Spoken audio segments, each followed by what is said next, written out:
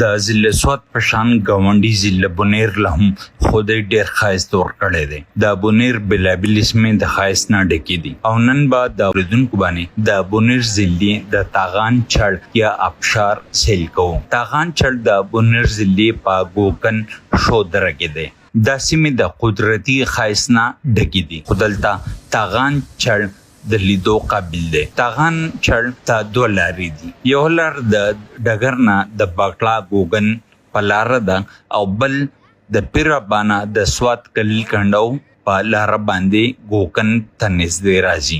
د ګوکند کلي ته د رسېدو نه پس تاغان چړ ته د یو ساعت د خپل خو مزل دی او د مزل کې هم په لاره شینواله خوړونه او چینی داتونکي خلک سړیوالي لا نه ورګي. خلکو له پکار د چې راشي ځکه چې ډېر زیات ښکلی دی او پکار د داسې ځایونه ایکسپلور شي او زموږ د ټوریزم سایټ له هم پکار ده چې داسې ځایونو ته مطلب راشي او د دنیا ته یې وښیي ځکه چې داسې شینوالی څه وایم که بل ځای ته میلاو شي. ډېر ښکلی دی. د تاغان چړ ته څو میاشتې مخکې نه نورو سیمونه خلکو تک شروع کړی و او کله چې د دې چړ ویډیوز په سوشل میډیا شیر شوې نو اوس د هېواد د بېلابېلو سیمو نه خلک دغې چړ کتو ځي.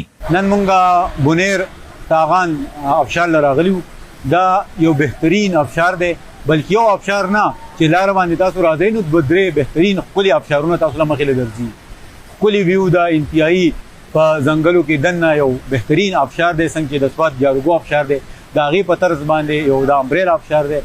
زبردست ویو ده ښکلی ځای دی. ځایي خلک وایي چې دا چړ د نورو چړونو نه بدل دی. د دې چړ دنګوالی او پلنوالی ډېر زیات دی او د دې چړ سره په لاره دوه نور واړه چړونه ملوي چې له کبله د دې چړ په اوبو او زور کې زیاتوالی راځي. دې چړ ته د سیلانیانو د تګ سره د ځایي خلکو روزګار هم ښه شوی دی. دلته کاروبار کوم چای ملاویږي، پکوړې ملاویږي، بوتلې ملاویږي، چاول پکې ملاویږي. دلته به ډېر په کم ریټ باندې شی ملاویږي بلکې د بازار په ریټ باندې شی ملاویږي بلکې هغه خوب سپیشل کوالټۍ والا دی او هم چیزونه به هر شی به ته سپیشل ملاویږي. چای به ملاویږي، هغه میخو پپیو کې به ته ملاویږي.